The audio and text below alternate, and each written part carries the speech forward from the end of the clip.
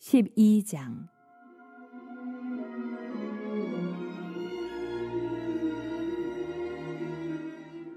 예후의 제7년에 요아스가 왕이 되어 예루살렘에서 40년간 통치하니라. 그의 어머니의 이름은 시비아라 부엘세바 사람이더라. 요아스는 제사장 여호야다가 그를 교훈하는 모든 날 동안에는 여호와 보시기에 정직히 행하였으되 다만 산당들을 제거하지 아니하였으므로 백성이 여전히 산당에서 제사하며 분향하였더라.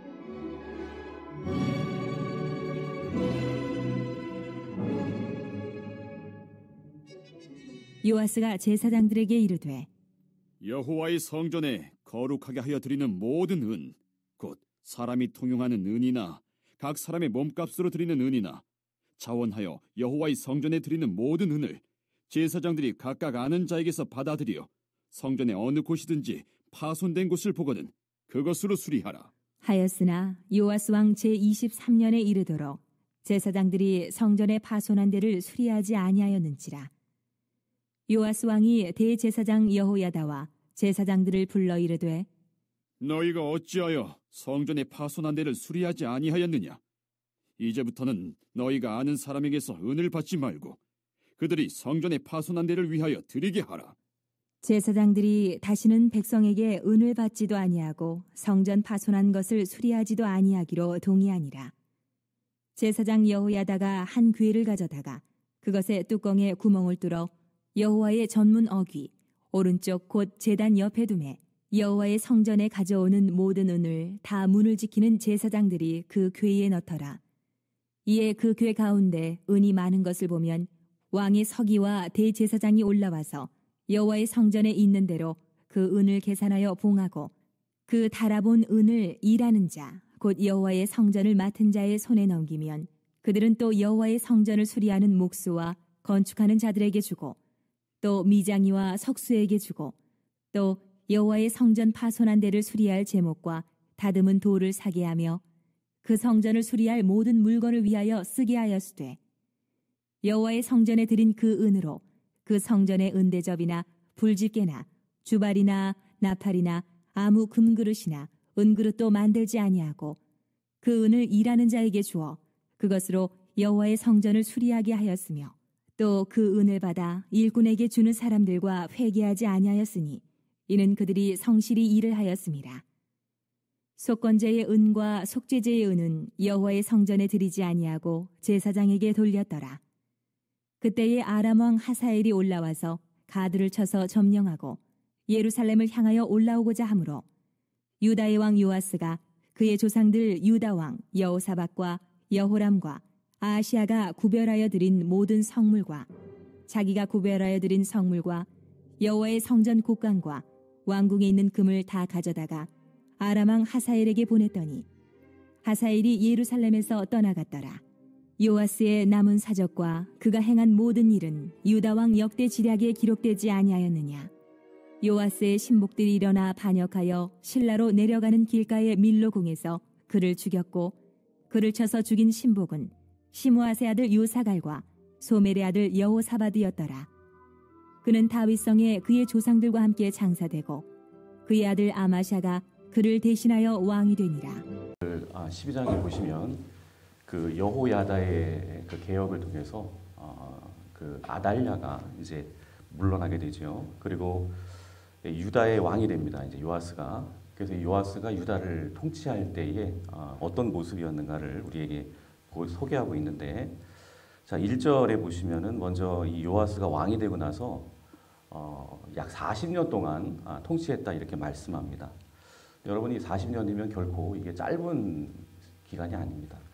역대 유다 왕들 중에서 이 요아스가 비교적 아주 오랜 기간 동안 유다의 왕으로 그렇게 있었다는 것을 의미하는데, 왕의 자리에서 이렇게 오랫동안 통치를 한다라고 하는 것, 이게 쉬운 일이 아닐 것입니다.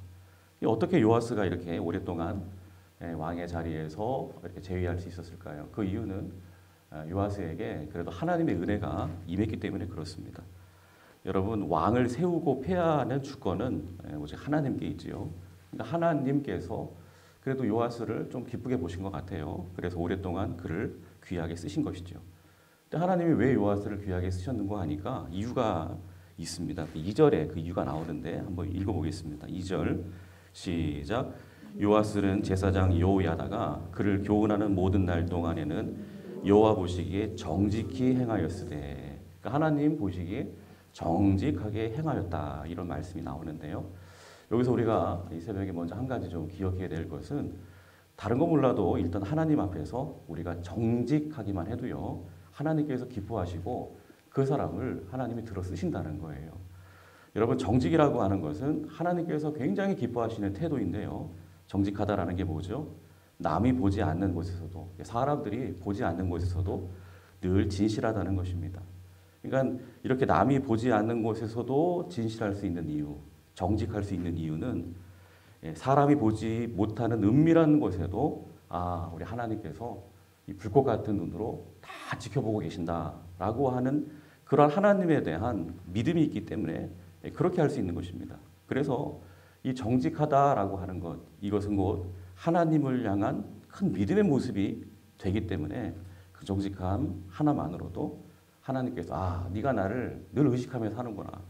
네가 어떤 상황 가운데서도 내 눈을 항상 생각하면서 내 면전 앞에서, 즉 코람데오라고 하죠. 하나님 앞에서라는 태도를 코람데오라고 하는데, 이 코람데오라고 하는 이 태도 자체가 참으로 하나님을 향한 신실한 믿음의 고백의 표현인 것입니다. 그래서 하나님은 믿음 있는 자로 그렇게 인정해 주시면서 그를 붙들어 귀하게 사용해 주실 수 있는 것입니다.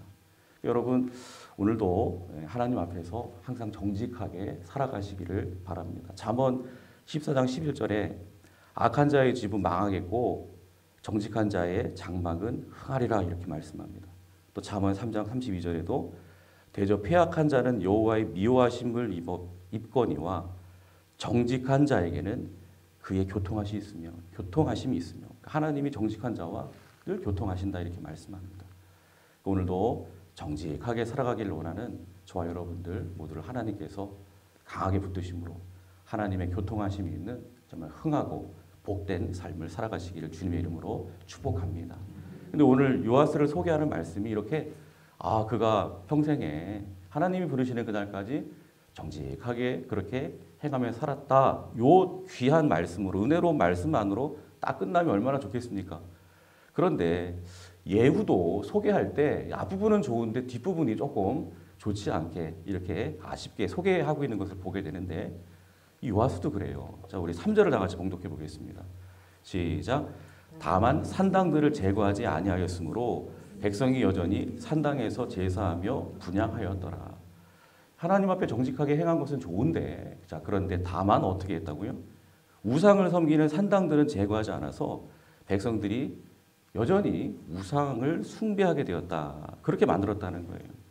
왜 이 요아스가, 하나님 앞에 정직하게 행했던 요아스가 이 산당들을 제거하지 않았을까요? 여러분, 그 이유를 단적으로 말씀을 드리면, 이 요아스는요, 홀로 서 있는 든든한 신앙인이 아니었기 때문에 그래요.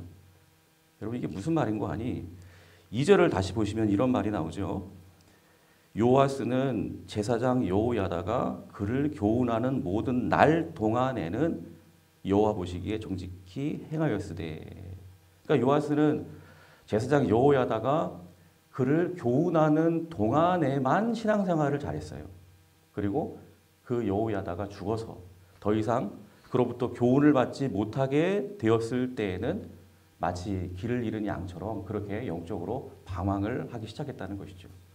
그러니까 산당을 제거하지 못한 이유도 이렇게 더 이상 교훈을 받지 못하는 상황 속에서, 즉 신앙생활에 홀로 서기를 실패한 이 요아스에 의해서 그런 일이 지금 벌어지게 되었다는 것입니다. 그러니까 여러분, 요아스는요 7살이 되었을 때 이제 왕이 되잖아요. 그런데 그 전에 어린 시절에 이 제사장 여호야다의 교훈과 가르침을 철저하게 배우면서, 즉 사람에게 이렇게 양육을 철저하게 배우면서 성장을 했기 때문에 그에게 있어서 어쩌면 이 여호야다의 말이 곧 하나님의 말이었고요. 그래서 여호야다의 가르침의 범위에서만 신앙의 호흡을 할 수밖에 없었던 그런 연약한 신앙을 가질 수밖에 없었다라고 하는 것입니다. 그래서 여러분, 이 신앙이라고 하는 것은 두 가지 단계가 있어요. 첫 번째 단계는 초보 단계라고 할 수 있겠죠. 이 단계는 오직 사람을 통해서 하나님을 바라보는 신앙입니다. 그래서 신앙생활을 처음 시작한 초보 신앙인들의 대부분의 경우가 여기에 속합니다. 아직 개인적으로 1대1로 하나님을 온전히 만나지 못했기 때문에 앞서 신앙생활을 했던 믿음의 어떤 선배들이나 어떤 신앙의 조력자들, 이런 사람들을 통해서 하나님을 간접적으로 만나는 단계가 이 첫 번째 단계예요. 그래서 이 첫 번째 단계에 속한 초신자들은 그래서 사람을 많이 의지해요. 사람을 많이 바라보게 되고, 그러다 보니까 사람 의지하고 사람 바라보다가 마음의 상처도 많이 받게 되는 것이죠. 그러는 가운데 오늘 요하스처럼 믿음도 쉽게 이렇게 막 흔들려 버릴 수가 있는 것입니다. 그 사람이 나를 막 관심 가져주고 이끌어주고 할 때는 그런 대로 신앙생활을 잘 하다가 그 사람이 딱 없어지게 되면요, 그러면 여지없이 믿음이 흔들려 버리게 되는 이런 모습을 신앙의 첫 번째 단계라고 할 수 있는 거예요. 즉 신앙생활의 홀로서기가 아직 든든하게 형성되지 못한 그런 단계죠. 근데 이런 단계를 벗어나게 되면 이제는 내가 직접 하나님을 대면하여 만나는 단계, 즉 신앙의 홀로서기가 든든하게 이루어지는 그러한 단계에 이르게 됩니다. 그래서 이때부터는 사람을 바라보지 않아요. 사람이 이렇든지 저렇든지, 사람이 나를 상처를 주든 말든 전혀 거기에 크게 믿음이 좌우되지 않습니다. 오직 하나님만 바라보면서 하나님과 직접 교제하면서 자신의 신앙을 성장시켜 나아가며 든든하게 세워가는 그러한 단계인 것이죠. 저와 여러분은 모두 이런 단계에 항상 서 있어야 될 줄로 믿습니다. 우리가 혹 사람을 많이 의지하고 있지는 않습니까? 누군가가 나를 이끌어주지 않으면, 누군가가 나를 영적으로 챙겨주지 않으면 믿음 생활이 온전히 이루어질 수가 없어서 혹 오늘 본문의 요하스처럼 신앙의 방황을 우리가 할 수밖에 없는 연약함이 있다면 이제는 그런 연약함으로부터 탈피하고 신앙의 홀로서기를 든든하게 할 수 있는 그런 믿음의 성숙한 성도들이 다 되어야 될 줄로 믿습니다. 그리고 이제 4절부터 보시면 성전 수리를 명령하는 요하스의 모습이 지금 나오고 있습니다. 특별히 어제 우리가 살펴본 11장 2절 3절에서 요하스의 경우에 이제 7살이 되어서 왕이 되기 전에 그동안 이 요하스는 숨어 지냈어요. 그런데 어디에 숨어 지냈냐면 바로 고모인 이 여우세바에 의해서 아달랴의 눈을 피해서 특별히 성전에서 6년 동안 숨어 지냈다고 말씀하고 있습니다. 그러므로 그곳에서 이렇게 숨어 지내면서 이제 보았을 거예요. 이 어린 그러한 요하스의 입장이었지만 이 아달랴의 우상 숭배로 인해서 그동안 막 그냥 허술하게 방치되었던 성전의 어떤 파손된 부분, 막 갈라지고 금이 간 부분, 이러한 성전의 어떤 훼손된 그런 부분, 수리가 필요한 그런 부분들을 어린 시절부터 그 성전에서 숨어 지내면서 보면서 자랐을 거예요. 그리고 어린 시절부터 여호야다의 어떤 신앙적인 교훈을 통해서 하나님의 성전은 정말 거룩하게 아주 잘 관리되어야 된다는 이런 교육도 받았을 거예요. 그래서 그런 교육과 더불어 눈으로 직접 성전의 훼손된 부분을 바라보면서 매우 안타까운 마음을 가지게 되었을 것입니다. 그래서 요하스는 비로소 왕이 되고 나서 이제 수년 동안 방치되었던 성전을 비로소 수리하라고 이렇게 제사장들에게 명령을 했던 것이죠. 자, 그런데 오늘 본문 6절에 보시면 이 명령을 받은 제사장들이 명령을 받고도 이제 제대로 순종하지 못했다 이렇게 말씀을 하고 있습니다. 그래서 요하스는 어떻게 하죠? 7절부터 15절까지 내용을 보시면 이 내용을 간단히 요약해 드리면 이제 성전 수리에 드는 그 모든 비용과 관리를 이제 제사장에게 직접 맡기지 않습니다. 담당자들을 따로 세워서 그들에게 직접 관리를 하게 하고 이제 성전 수리도 제사장들이 하는 게 아니라 그 일을 잘할 수 있는 일꾼들을 따로 선별하고 세워서 그들로 하여금 수리하게 하고 관리하게 했다는 것입니다. 이 같은 성전 수리의 과정을 통해서 당시에 방치되고 있는 교회를, 성전을 다시금 회복해서 건강하게 세워가는 요하스의 귀한 모습을 우리는 또한 보게 되는 것입니다. 근데 여러분 사도행전에도 보시면 비슷한 사례가 나오죠. 예루살렘 교회 안에서 이제 헌금을 관리하고 또 구제하는 이러한 일들을 처음에는 이 제사장으로 비유될 수 있는 이 사도들이 직접 맡아서 관리를 했습니다. 그런데 영적인 일과 또 이렇게 성전을 관리하는 일, 교회를 돌아보는 일을 동시에 하기에 너무나도 버거웠죠. 그래서 오늘 이 본문의 요아스처럼 그 일을 전담할 수 있는 일꾼들을 따로 세우게 됩니다. 즉 7집사를 따로 세워서 전문적으로 교회의 그 모든 전반적인 일들을 관리하게 하죠. 그렇게 하게 될 때 성경은 분명히 말씀합니다. 교회는 더욱더 건강한 모습이 되어서 크게 부흥하고 성장하게 되었다고 그렇게 말씀하고 있습니다. 그러니까 여러분 그렇습니다. 자, 오늘 이런 부분을 통해서 우리는 건강한 교회가 어떤 교회인가 우리는 깨닫게 되죠. 이렇게 일꾼을 체계적으로 잘 세워서 교회의 적재적소에 이렇게 잘 배치해서 각자의 달란트를 가지고 열심히 교회를 섬기게 하는 그러한 교회. 즉 이렇게 교육자들이 이렇게 목회자들만 그냥 혼자서 막 다 하는 게 아니라 모든 일꾼들을 이렇게 세워서 그들과 더불어 함께 교회를 섬기며 나아가게 하는 그러한 교회. 여러분 그런 교회가 여러분 건강한 교회죠. 그래서 특별히 우리 교회는 여러분들이 잘 아시는 대로 11월 22일 21분의 아주 귀한 직분자들을 또 새롭게 세우게 되는데 세움받은 분들이 이제 기존에 직분 받으신 분들과 아름답게 잘 어우러지셔서 선한 청지기의 모습으로 각자의 자리에서 주어진 사명 잘 감당하는 좋은 직분자들이 될 수 있도록 그래서 우리 주님께서 기뻐하시는 건강한 교회 은혜롭게 잘 세워가는 그러한 역사가 있게 되기를 위해서 여러분 기도해 주시기를 주님의 이름으로 부탁을 드립니다. 자, 그리고 마지막으로 이제 17절부터 보시면은 이제 요아스에게 위기가 오게 됩니다. 자, 어떤 위기죠? 17절을 다 같이 읽어보겠습니다. 자, 시작. 그때 아람 왕 하사엘이 올라와서 가드를 쳐서 점령하고 예루살렘을 향하여 올라오고자 하므로 그렇습니다. 아람 나라의 왕 하사엘이 가드를 쳐서 점령하고 이제 예루살렘을 침범하고자 했다는 거예요. 근데 요아스에게 왜 이런 위기가 찾아왔을까요? 여러분 흔히 이제 성도에게 찾아오는 이 위기는요 2가지 이유로 인해서 찾아오게 됩니다. 여러분들이 많이 들었을 거예요. 첫 번째 이유는 욥이 경험한 이유죠.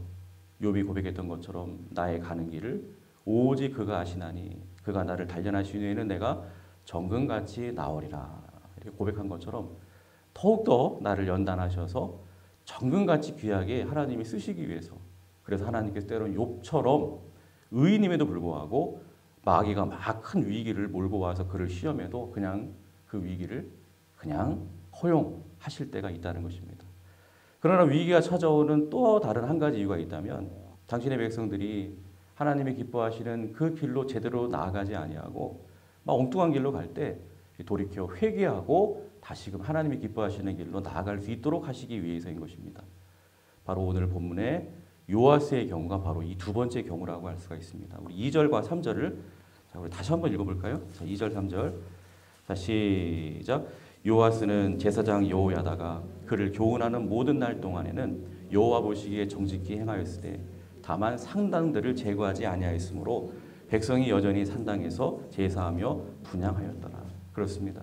여호야다가 그의 멘토로서 잘 이끌어주고 잘 교훈해줄 때는 정직하게 하나님을 잘 섬기다가 그 여호야다가 죽고 나서는 막 갈팡질팡 방황하다가 급기야 하나님을 떠나게 돼요.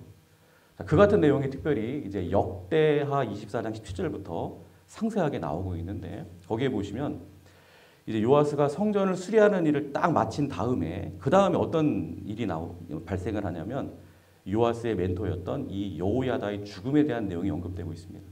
자, 그런데 이렇게 여호야다, 멘토 여호야다가 딱 죽은 다음에 급격히 이 요아스가 변화됩니다. 안 좋게. 그래서 절하러 온 백성들의 말에 막 현혹이 됩니다. 그래서 그렇게 잘 수리하고 관리했던 여호와의 성전을 다시금 그냥 버려버려요. 무시해버리고 아세라 목상과 우상을 들여와서 섬기는 이런 어처구니없는 행위를 하는 요아스의 모습을 우리는 보게 됩니다. 자, 그 부분을 제가 읽겠습니다. 역대하 24장 17절 18절인데요. 여호야다가 죽은 후에, 즉 요아스의 멘토죠. 죽은 후에 유다 방백들이 와서 왕에게 절하매 왕이 그들의 말을 듣고 그의 조상들의 하나님 여호와의 전을 버리고 아세라 목상과 우상을 섬겼으므로 그 죄로 말미암아 진노가 유다와 예루살렘에 임하니라. 그렇습니다.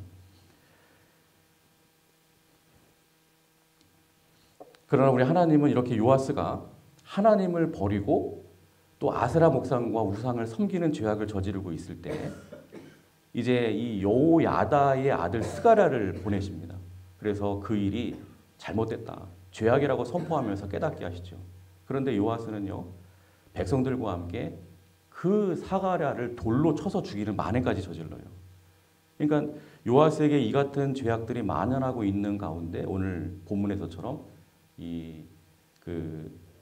아람의 하사엘이 이렇게 쳐들어오는 위기를 당하게 되었다는 것입니다. 그러니까 요아스가 경험하고 있는 이 위기는 그가 지은 죄악을 깨닫게 하시고 돌이켜 주시기 위한 그러한 위기라는 것을 우리가 알 수가 있는 것입니다. 그런데도 요아스는 그 위기 앞에서 정신을 차리지 못하죠. 여러분, 그 위기 앞에서 요아스가 어떻게 행동해야 하죠? 회개해야 됩니다. 하나님을 버리고 아세라 목상과 우상을 들여와 섬긴 일을 철저하게 회개하고 하나님께로 돌아와야 됩니다. 그렇게 하라고 하나님이 지금 위기를 주시는 것이거든요. 그런데 회개하기는커녕 오히려 하나님을 더욱 능멸하죠. 18절을 다 같이 봉독합니다. 자, 시작. 유다의 왕 요아스가 그의 조상들 유다 왕 여호사밧과 여호람과 아하시야가 구별하여 드린 모든 성물과 자기가 구별하여 드린 성물과 여호와의 성전 곡간과 왕궁에 있는 금을 다 가져다가 아람 왕 하사엘에게 보냈더니 하사엘이 예루살렘에서 떠나갔더라. 그렇습니다. 성전에 있는 하나님의 거룩한 성물들을 하사엘에게 다 퍼주었다는 거예요. 그래서 결국 제일 말기의 요아스는 하나님께 결국 버림받고 아주 비참한 죽음으로 그의 인생이 마무리되는 것을 우리는 보게 되는데요. 여러분, 삶 가운데 위기가 왔다면 이렇게 두 가지 이유 때문에 왔다라고 하는 것을 먼저 생각을 한번 해보십시오. 내가 나름대로 하나님 앞에서 죄를 멀리하고 열심히 욥처럼 그렇게 하나님을 잘 섬기는 것 같은데, 근데 이상하게 자꾸만 위기가 온다 그러면 하나님께서 나를 더 훌륭하게 쓰시려는 그러한 연단으로 여러분 생각하시고, 그 모든 연단의 과정이 지나고 나면 정금같이 나를 사용하실 그 하나님 바라보시면서 소망하시면서 불평하지 말고 감사함으로 인내하시기를 바랍니다. 그러나 혹시라도 하나님 보시기에 잘못된 것들이 있다면 본인이 아시잖아요. 내가 지금 어떻게 신앙생활하고 있는지.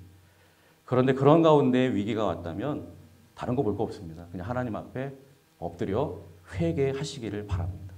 그런 의미에서 이 신자에게 찾아오는 고난과 위기는 하나님의 확성기입니다. 예전에도 한번 언급드린 적이 있지만 C.S. 루이스가 그런 말을 했죠. 고난은 하나님의 확성기다. 위기 속에서 너 빨리 그 죄악된 길로부터 돌아와 하면서 확성기에 대고 소리치시는 그 하나님의 사인이라는 거예요. 그래서 그 사인을 받고 이 고난 가운데 속히 회개하고 죄로부터 돌이켜 하나님 앞에 바로 서면 되는 것입니다. 여러분, 잘 분별하셔서 오히려 여러분들에게 처한 그 위기의 모든 상황들을 오히려 축복으로 나아가는 기회로 아름답게 잘 만들어 가시기를 주님의 이름으로 축복합니다. 마지막으로 하나만 더 우리가 기억해야 될 것은, 여러분, 사람을 절대로 의지하지 마세요. 앞에 살펴본 대로 이 요아스는요, 어린 시절부터 제사장 여호야다로부터 철저한 신앙 교육을 받으면서 그렇게 자랐어요. 이거 자체는 좋은 거예요. 그렇죠? 근데 안타깝게도 여호야다가 죽은 후에, 그 멘토 여호야다가 없어진 후에는 이 요아스가 신앙의 방황을 하기 시작한다는 거예요. 그러니까 영적 홀로서기에 실패했다는 것이죠. 그러니까 이렇게 영적 홀로서기에 실패할 경우에 나타나는 가장 큰 부작용이 뭐냐? 사람을 너무 바라보고 의지하게 된다는 거예요. 요아스가 그랬죠. 여호야다만 그냥 늘 바라보고 믿고 의지하면서 기대며 살았던 이 요아스는요, 이제 여호야다가 딱 죽은 다음에도 사람만 바라봐요. 사람만 의지하고 사람에게만 기대입니다. 그래서 유다 방백들이 몰려와서 막 그에게 절하고 아부할 때도 사람들이 나를 막 높여주고 이 사람들이 나를 지켜주는구나. 그러면서 사람들을 막 의지하면서 그들이 요구하는 아세라 목상과 우상들을 사람의 의사대로 그대로 들여오게 되고요. 또 아람의 하사엘이 쳐들어오게 될 때도 그저 하사엘만 바라봐요. 저 강한 왕 하사엘에게만 잘 보이고 하사엘 마음만 이렇게 흡족하게 해주면 그러면은 다 될 거다, 내가 안전할 거다 생각하면서 성전 안에 있는 온갖 하나님의 거룩한 성물들을 하사엘에게 다 퍼줍니다. 이런 엉뚱한 행동을 하고 있다는 것입니다. 자, 그런데 보세요. 오늘 20절부터 보시면 요아스는요, 그렇게 믿고 의지하던 사람으로부터 결국 배신을 당하고 사람에게 죽임을 당하고 맙니다.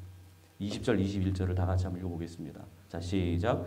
요아스의 신복들이 일어나 반역하여 실라로 내려가는 길가에 밀로궁에서 그를 죽였고 그를 쳐서 죽인 신복은 시므앗의 아들 요사갈과 소멜의 아들 요사밧이었더라. 그는 다윗성에 그의 조상들과 함께 장사되고 그의 아들 아마사가 그를 대신하여 왕이 되니라. 요아스의 신복들이 요아스를 실라로 내려가는 길가에 밀로궁에서 반역하여 요아스를 죽였다 이렇게 말씀합니다. 보세요, 여러분. 요아스가 누구에게 당했다고요? 그의 신복들에게 당했다.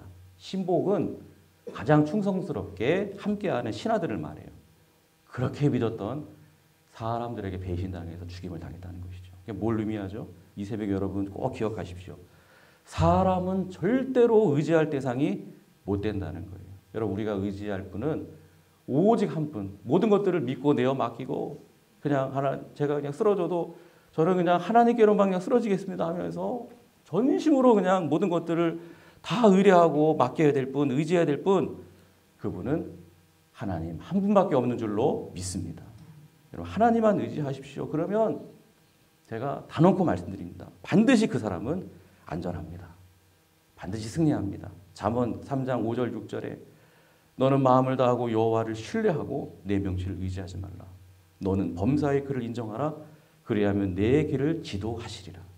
또 잠언 29장 25절에 사람을 두려워하며 올무에 걸리게 되거니와 여호와를 의지하는 자는 안전하리라. 분명 말씀합니다.